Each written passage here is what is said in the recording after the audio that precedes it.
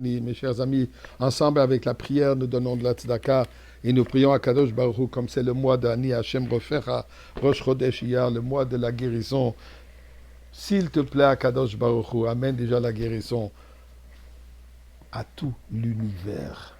Et là, nous aurons la paracha de cette semaine, Kedoshim, on aura la Kedusha, on aura la sainteté, la présence divine partout dans ce monde. Et c'est ce que nous attendons. Eh bien, regardons un peu, parmi les 51 mitzvot qu'on a dans la paracha de cette semaine, il y a une qui est la plus fondamentale, comme Rabbi Akiva de dire. Ah, mais Rabbi Akiva. Rabbi Akiva, Omer Rabbi Akiva de dire. Va'ahavta l'reacha kamocha. Aime ton prochain comme toi-même. Ze klal gadol batorah. C'est une base, un principe fondamental dans la Torah. Au point qu'il dit que ça, c'est toute la Torah, l'histoire de Hillel, que quand se convertit, cette personne qui voulait se convertir, il lui dit, la base fondamentale de la Torah, c'est l'amour du prochain. Et regardons les versets. Alors, le verset dans la paracha de cette semaine dit la chose suivante. Et c'est intéressant, c'est le verset 18. Chai. Comment est-ce qu'il faut vivre? Lotikom. Ne prends pas, ne te revanche pas. Velotitor. Et n'aie pas de rancune. Et b'nei amecha. Et ensuite, Va'afta l'reacha kamocha. Aime ton prochain comme toi-même. Ani Hashem, je suis Dieu. Regardons un peu ces premiers deux paroles. Revanche et rancune. Nous dit la Gemara, Rashi le rapporte dans le Chumash. Revanche, tout simplement. Je demande une faveur à quelqu'un, je me fais refuser. Quand cette personne ensuite vient me demander une faveur similaire ou une autre faveur, je ne dirai pas, écoute, hier quand je t'ai demandé une faveur, tu n'étais pas là pour moi, cherche ailleurs. Interdit. Interdit de se venger. Lotitor, rancune, nous dit Rashi comment est-ce que ça s'exprime.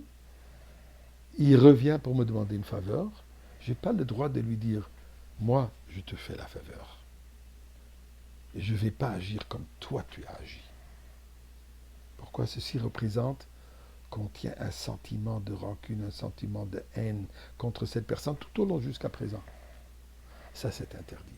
Donc, l'otikom, c'est un acte concret, pas se venger concrètement. L'otitor représente un sentiment de rancune, de haine contre le prochain. Mais pourtant, la Gemara Yuma nous dit quelque chose de surprenant. La Gemara dit la chose suivante. Gemara Yuma, page 23.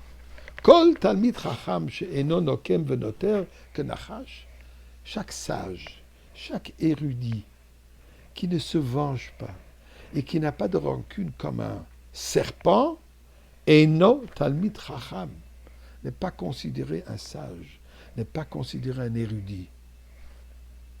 Un érudit est appelé à se venger, à avoir rancune, et c'est interdit dans la Torah. Et s'il le fait, là il est un Talmid Chacham. Mais s'il ne le fait pas, il n'est pas considéré un Talmid Chacham. Comment on explique ça? Eh bien, écoutez la pensée suivante. Qu'est-ce qu'il y a de serpent? Pourquoi comme un serpent? Alors nous avons une longue relation avec ce serpent. Ce serpent est le serpent qui a influencé Chava, a influencé Adam à goûter du fruit interdit. Comme punition, Dieu dit au serpent, Arur ata mikol behema, maudit que tu sois parmi tous les animaux. Et c'est quoi cette malédiction?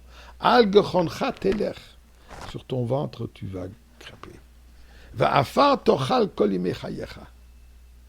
Et de la terre, tu vas manger toute ta vie. Nous dit la Gemara d'ailleurs, Yuma, qu'est-ce que ça veut dire va manger de la terre? Pourtant, le serpent ne mange pas de la terre.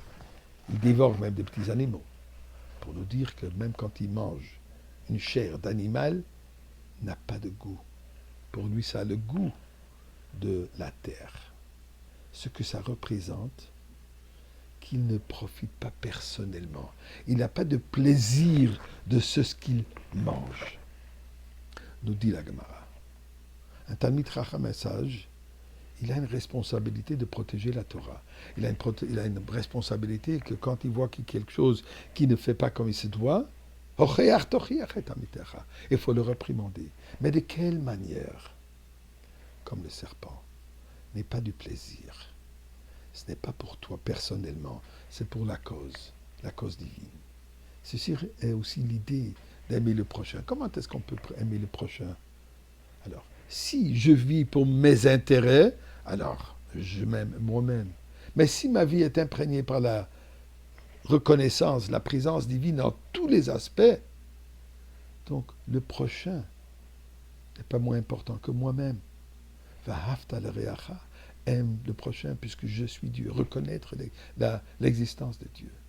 Et c'est ça ce que la Gemara dit. Le Talmid Chacham le fait pas pour son intérêt, mais pour Dieu.